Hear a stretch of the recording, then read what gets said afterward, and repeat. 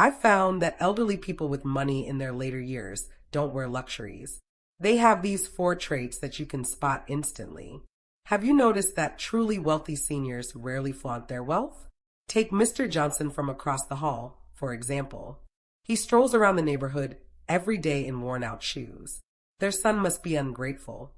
I overheard a neighbor whisper at the dinner table. As I held my rice bowl, my hand paused slightly, and my spoon hit the edge of the bowl with a crisp sound. The person making that comment had no idea that the elderly man in faded shoes, carrying a reusable grocery bag from the local store, had just bought his grandson a house in a top school district downtown, paid in full last month. No loan, no mortgage, not even a wrinkle in his brow when transferring the money. Truly wealthy people tend to be quiet. Those who are really doing well never need to prove themselves by showing off. They don't wear designer brands. Instead, they carry these four distinct traits, and once you see them, you won't forget. 1. As understated as a glass of warm water, yet irresistibly approachable. In every community, you'll find a few elderly folks wearing sun-faded t-shirts, a $5 pair of canvas sneakers, and toting free canvas bags from the supermarket. They walk slowly but cheerfully. From afar, you'd think they live modest lives. But get close and listen in, and you'll hear conversations like, "Is it easier to get a visa to Europe now? Should I renovate that vacation home in Florida?" That's when it hits you. These simple, unassuming seniors are actually quiet millionaires living among us. Mr. Johnson, for example, the first time I saw him was when the elevator broke. He was lugging 2 heavy bags of groceries up the stairs. His cloth bag was frayed at the edges, threads hanging loose. I thought, this poor old man must be having a hard time. Without hesitation, I ran over to help him. As we climbed the stairs, the bag swung in my hand. At one corner, something slipped out. A stack of papers. I glanced down and froze. They were 3 separate high-end investment portfolio contracts from different banks, all for VIP clients. That was when I truly realized. Mr. Johnson owned 2 downtown properties. His son worked on Wall Street, and his grandson had just bought a home outright. But they never flaunt any of it. When his son visits, he drives an old used car, dressed plainly like any average Joe. These people have a unique energy, modest, soft-spoken, always speaking gently and moving slowly. But the more time you spend around them, the more they feel like a sun-warmed quilt in winter. Not flashy, but they make you feel completely at ease. They never bring up their success, and would rather talk about how the tomatoes were on sale at the farmer's market, or how tall the squash vines have grown in their garden. Their humility isn't an act. It's a peace earned through life storms. They've tasted hardship, understand the pain of earning money, and know that flaunting wealth brings unwanted trouble. So they treat others gently, speak with calm assurance. Money's just money. As long as it's enough, it's fine. That casual tone comes from deep inner peace. Truly strong people never raise their voice to prove themselves. Those who live well never advertise it. They are like a warm glass of water. Simple, yet deeply comforting. 2. Dress even better than they did before retirement. No scent of mothballs here, asterisk, asterisk. Don't assume that frugality means shabby clothes. In truth, the more confident and stable a senior is, the more stylish and meticulous they become. Take Miss Linda, for example, a local legend in our neighborhood, well into her 70s. Her closet holds 58 silk blouses, each one perfectly steamed and arranged by color. Tiny pearl buttons gleam on every one. Her favorite saying, "It's not about how expensive clothes are, it's whether they fit well and feel right." She doesn't chase fashion trends, preferring timeless classics, but she insists on premium fabric. Soft yet structured, elegant in neutral tones like dove gray or cream. A simple pearl necklace completes the look. Even if she's just going to line dance in the park, she looks full of life, neat, refined, and full of grace. People like Ms. Linda always wear crisp jackets with no loose threads, shoes polished to a mirror shine, and even their grocery totes are coordinated, neutral colored and clean. This isn't vanity, it's respect for life. Uncle Frank downstairs always says, The older you get, the more dignified you should live. If you dress sloppy, you'll feel insecure. Don't assume they spend recklessly either. These seniors are master money managers. Ms. Linda, for instance, gets a $3,680 retirement pension. But when she opened her accounting book, she smiled. My clothes, my tea classes, flower arranging, all come from my dividend payouts. My pension is only for daily expenses. At the market, she haggles like a pro.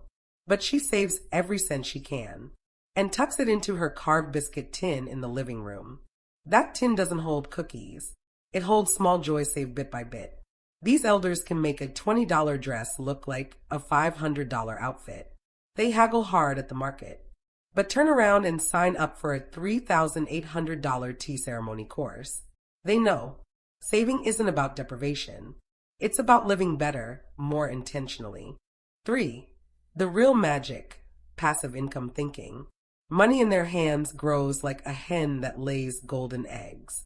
Though they dress modestly and spend carefully, their financial wisdom is astounding. Take Grandma Betty. She recently moved in with her son, but didn't let her old house sit empty. She rented it out, and now gets a stable stream of rental income. That adds a safety net to her golden years. She often says with a smile, money only has value when it's moving. Sitting in a bank account is just cold numbers.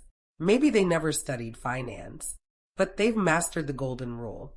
Never put all your eggs in one basket. Another one we admire is Grandma Ruth. She created her own biscuit tin economics. Each time she gets her pension, she splits it into 5 parts. Grocery money into a high-interest savings account. Medical costs into treasury bonds. Social events into a liquid money market fund. A clothing budget for new outfits every year. A small emergency fund tucked aside. Last year, she had a clever idea. Converted her old home into 2 small offices and rented them out. With a grin, she told us the rent now covers her son's college bills and her own monthly expenses. She even created a sunshine plan, taking her granddaughter on a domestic trip every year using only rental interest. She never lets life shortchange her. One afternoon I saw her on her balcony, tablet in hand, sipping tea, reading up on Bitcoin trends. Sunlight danced on her face, her eyes full of sparkle. That's when I realized, smart elders aren't misers. They don't hoard cash. They make money work for them, so they can live with dignity and freedom. To them, money is a tool, not a shackle. For when it comes to their kids, they play dumb but see everything clearly. Perhaps the most admirable quality of all is their quiet wisdom in dealing with family relationships. Take Miss Margaret from across the hall. Her son married a woman from out of state. People assumed there would be tension, but Miss Margaret handled it all with grace. Everyone thought Miss Margaret might become a difficult mother-in-law. But after her son's wedding, she hardly interfered. She never demanded the couple visit every weekend.